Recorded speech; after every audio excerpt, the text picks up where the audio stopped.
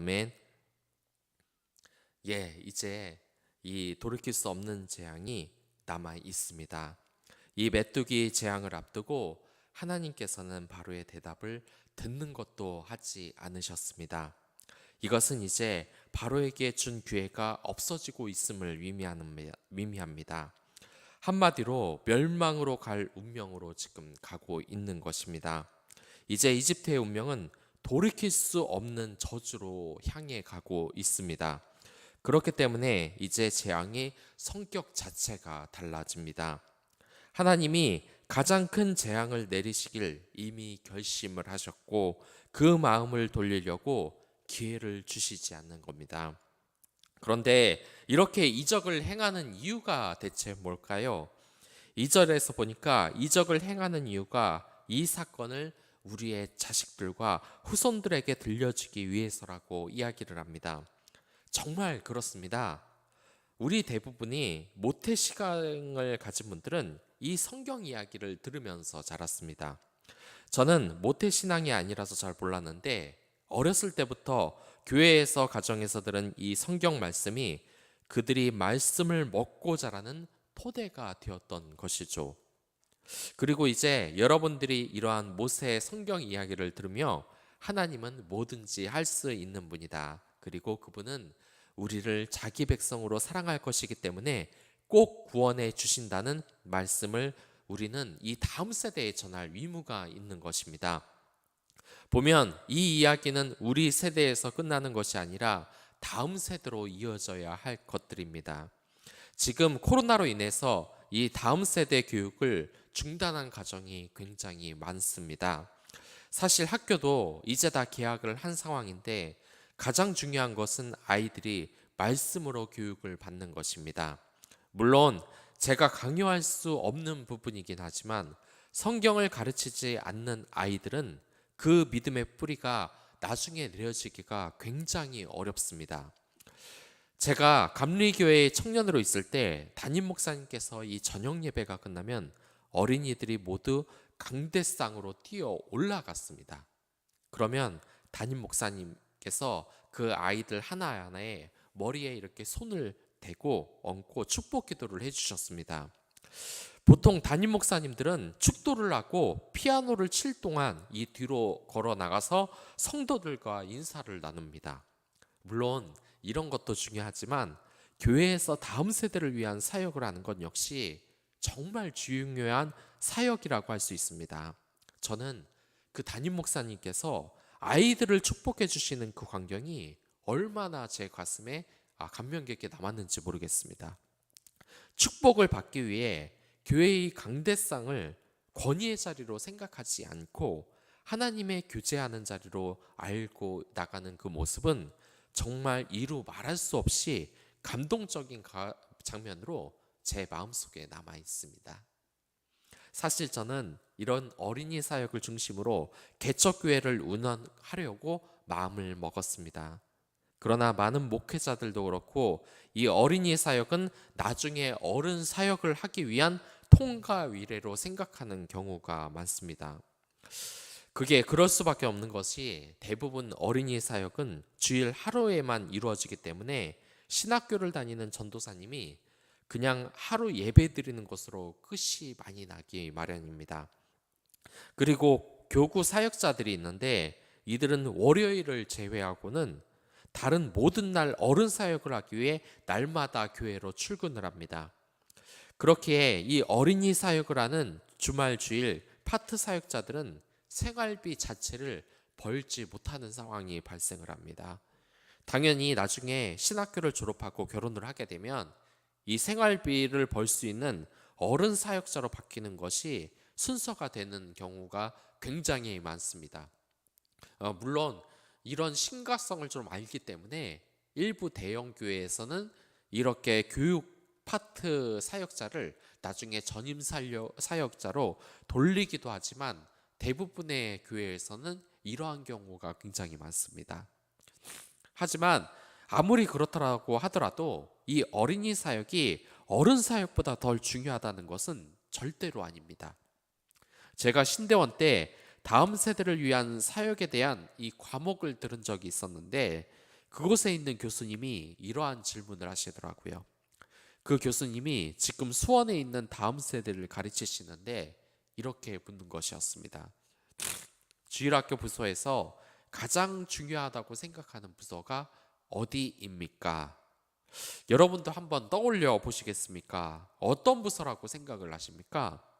교수님께서는 가장 중요한 부서가 어디라고 대답을 했을까요? 그려주세요. 고등부? 아니면 유년부? 초등부? 이 교수님께서는 유년부가 가장 중요하다고 말씀을 하셨습니다. 영화부가 가장 중요하다고 말씀을 하셨습니다. 그 이유는 영화부가 백지 상태에 있기 때문에 그렇다고 했습니다.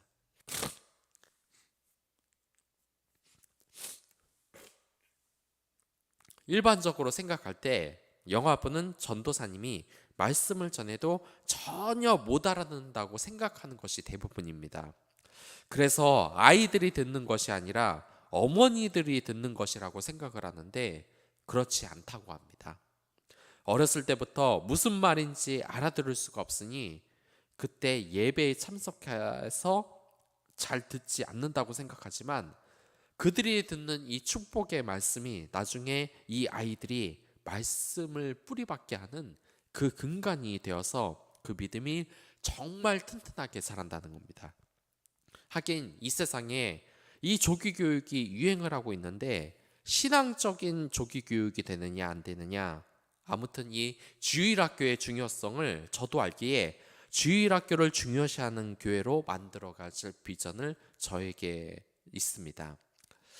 그리고 3절에서 이제 하나님께서는 어느 때까지 내 앞에서 겸비하지 않겠느냐는 말은 얼마나 오랫동안 나의 얼굴 앞에서 자신을 복종하기를 거절하기를 할 거냐고 이렇게 묻는 것입니다. 하나님을 대면해서 그분에게 순종을 해야만 하는 것이 인간이기 때문에 그에 대한 이집트의 벌은 정말 상당하다는 것을 지금 암시를 하고 있는 겁니다. 이제 재앙이 계속될수록 이 바로의 권한은 자꾸 작아집니다. 그리고 모세와 아론의 권한은 계속해서 상승세에 올라갑니다. 이제 모세와 아론은 경고의 말씀만 하고 바로에게 대답도 듣지 않고 그냥 나와버립니다. 이제 주도권을 완전히 가진 겁니다. 아쉬운 사람이 무릎을 꿇고 매달리는 것이지 그렇지 않은 사람은 그 자리에서 박차고 나와도 힘을 가질 수 있는 것입니다. 그러나 우리가 주의해야 될 것은 남녀 사이에 주도권을 가지겠다고 함부로 자리를 박차고 나오지는 마시기 바랍니다. 요즘은 남녀관이 변했기 때문에 결혼도 안 한 상태에서 주도권을 가지겠다고 하다가는 정말 좋은 사람을 잃을 수도 있습니다. 특히 남자들은 여자를 사랑으로 대해야 됩니다.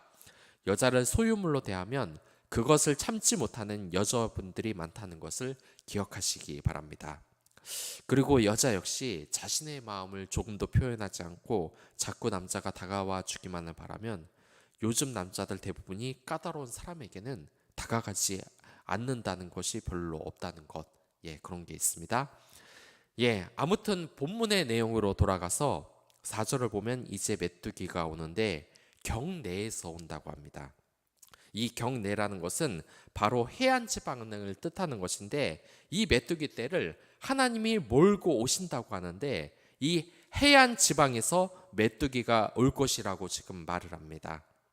그리고 5절에서 보면 이 메뚜기가 오는 이 재앙이 창조 질서를 거꾸로 만드는 일이라는 것을 자꾸 이야기하고 있습니다.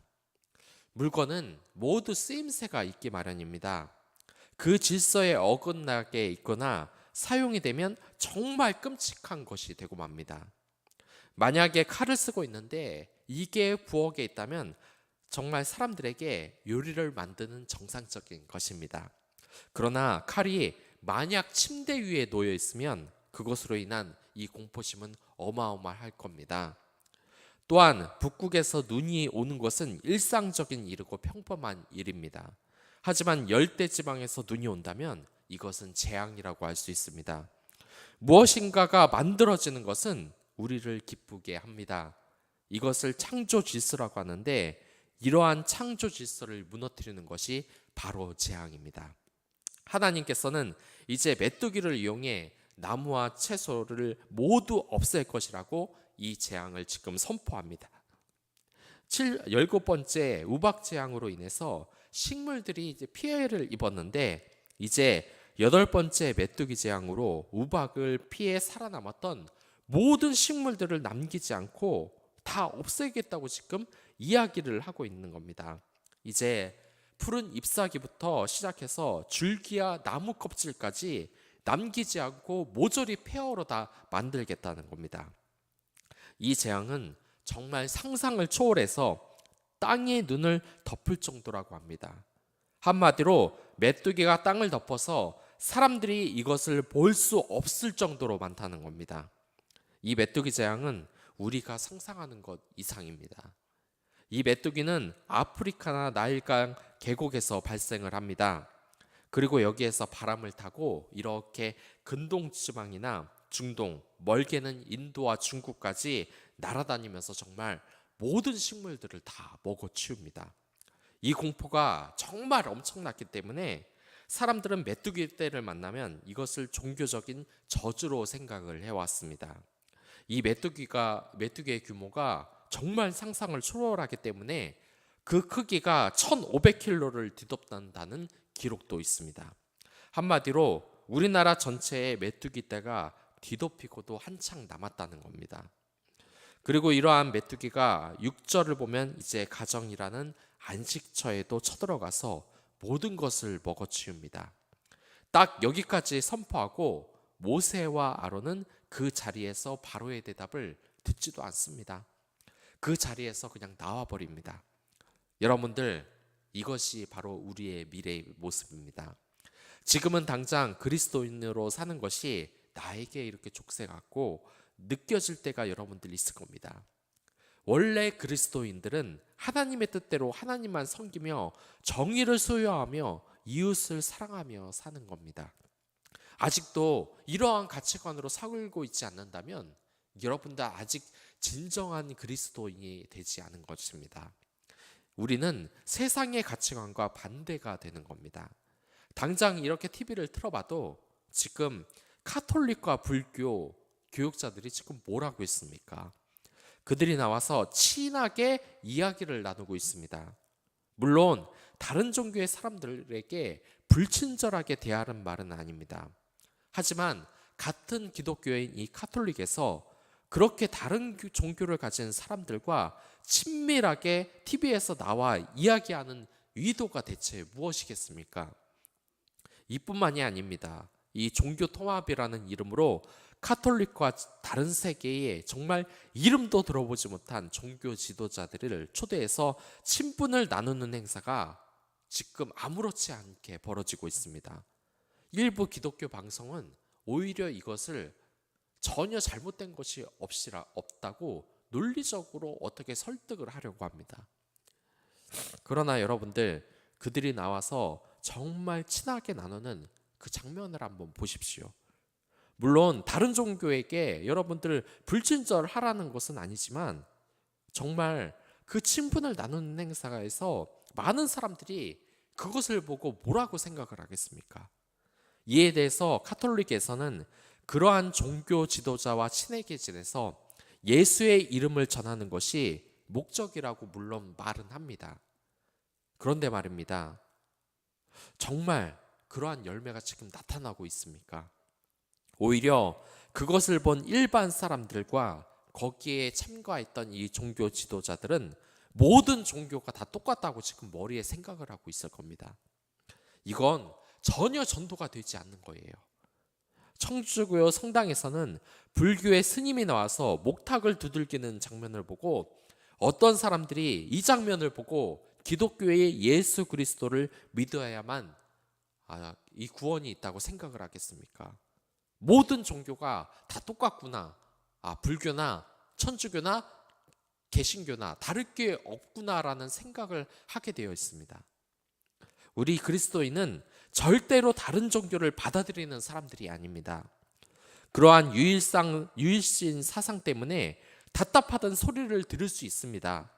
또한 핍박을 당할 수도 있습니다. 오직 하나님, 오직 성경을 말하면 사회에서 뒤떨어지고 융통성이 없다는 그런 비판을 받을 수 있습니다. 그러나 지금 여러분들 모세와 아론을 보십시오. 애굽 사람들에게 정말 많은 협박을 받았겠지만 하나님의 말씀에 순종한 그들의 권리를 보면 이제 이집트를 넘어 저 하늘을 찌를 듯합니다. 그 권세가 얼마나 커졌냐면 이제 바로의 신하들이 위기감이 생겨서 협상의 자리를 박차고 나온 이 모세와 아론에게 사정을 해서 다시 모세 앞으로 데리고 옵니다. 여러분들, 그리스도인이라는 면 이런 겁니다. 시작과 중간 과정에 이렇게 시련이 있을지라도 언제나 끝이 좋은 겁니다. 이것은 하나님께서 우리에게 희망을 노래하시는 겁니다. 우리가 과거에 얼마나 잘못을 했고 어떠한 삶을 살았든 앞으로의 미래가 더 중요하다는 말입니다. 지금 당장은 코로나로 인해서 정말 많은 기독교인들이 힘든 것을 압니다. 그러나 기억을 하십시오. 여러분들은 먼 훗날 이 코로나라는 것 때문에 예배가 핍박을 받았던 그런 시절이 있었다고 웃으면서 이야기할 수 있을 겁니다. 성경 이야기를 하듯이 후손들에게 이 이야기를 한 날이 반드시 올 것입니다. 아무튼 이제 신하들은 모세와 아론을 다시 바로 앞에 데려가서 그들은 다시 이야기를 합니다. 그러나 여기에서 바로는 아직 양보할 생각이 조금 더 없어 보입니다. 여기에서 알 수 있는 것은 이제 악의 세력인 이집트가 신하들과 파라오 이 둘로 지금 분열이 되고 있다는 것을 알 수 있습니다. 신하들은 이제 하나님의 힘과 권위가 어느 정도인지 알게 되었습니다. 그러나 강경파인 이 파라오는 계속해서 고집을 부립니다. 그리고 파라오의 고집 때문에 이집트가 못 살게 되자 왕의 위사도 묻지 않고 모세와 아론을 데려온 것은 이제 파라오의 위상이 땅으로 떨어졌다는 것을 의미합니다. 하지만 바로는 여전히 자신의 생각을 버릴 생각을 하지 않습니다. 10절을 보면 바로는 어린아이와 가축들을 보내는 것은 자신도 할 수 없는 일이라고 지금 이야기를 하고 있습니다. 이것은 아무리 자신이라도 이집트를 보내는 권한이 없다는 말로 해석이 될 수 있습니다. 그리고 또 하나의 해석이 있는데 이것은 자신도 이집트를 벗어나서 아이들을 데리고 나가는 것은 내 힘으로 벅찬 일이다. 그런데 그게 하나님이라고 가능하냐고 지금 하나님의 힘을 의심하고 조롱을 하는 겁니다. 사람들이 하기 쉬운 실수가 이런 것이 정말 많습니다. 어떤 사람을 보면 자신이 모르면 없는 것이라고 생각하는 사람들이 있습니다. 저는 이러한 사람들을 실제로 경험해 본 적이 있습니다. 펀드의 이자가 5%라고 하니까 그게 말이 되냐고 자꾸 이야기를 하는데 그 사람이 실제로 5%의 이자를 주는 펀드를 보여주니까 그때야 별말을 안 하더라고요. 옛날에 진짜 이런 시대가 있었습니다. 이러한 경우는 사소한 경우인데 하나님의 말씀을 무시하는 경우엔 정말 심각한 상황이 펼쳐집니다. 이 전도 축제를 하면 정말 은혜를 바라면서 준비하는 선생님들도 있는 반면에 가능하지 않다고 계속해서 힘을 빠지는 소리를 하는 사람들도 있습니다. 그게 가능하지 않다는 이야기죠.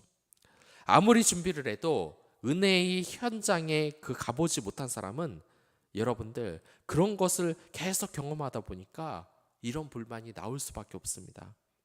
그러나 우리가 알아야 할 것이 있습니다.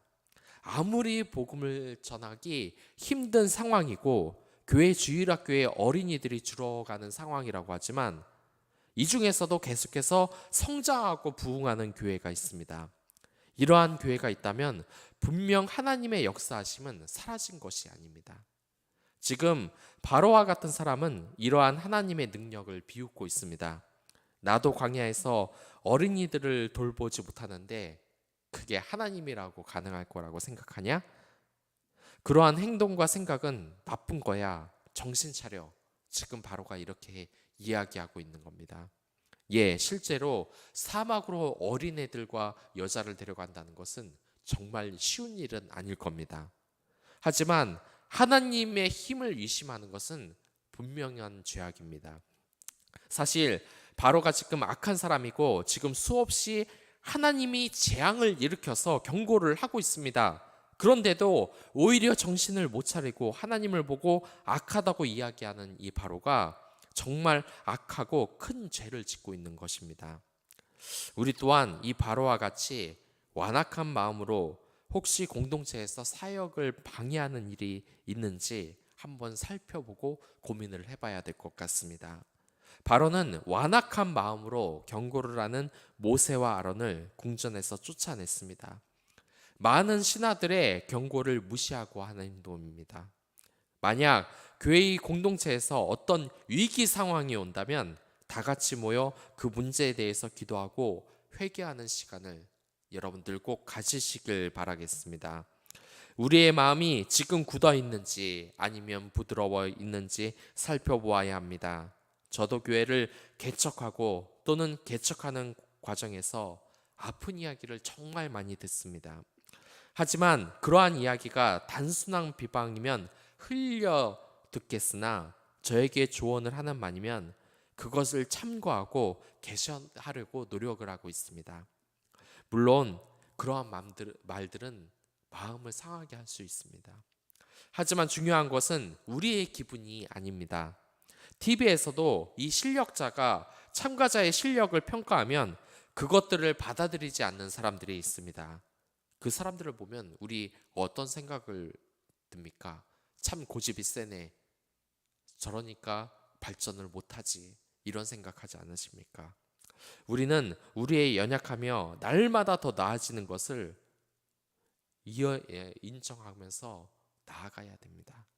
그렇게 서로를 위해서 기도를 해줘야 되는 겁니다. 연약함으로 매일 쓰러지고 죄를 짓지만 그것을 회개하고 점점 하나님의 사람으로 만들어질 수 있도록 모두 이 시간 기도하며 순종의 사람이 될 수 있도록 여러분들 바라겠습니다. 오늘 하루를 살면서 하나님께 순종하는 것이 어떤 의미인지 묵상하면서 하나님의 말씀에 순종하는 하루가 됐으면 좋겠습니다. 그럼 다 같이 기도하겠습니다.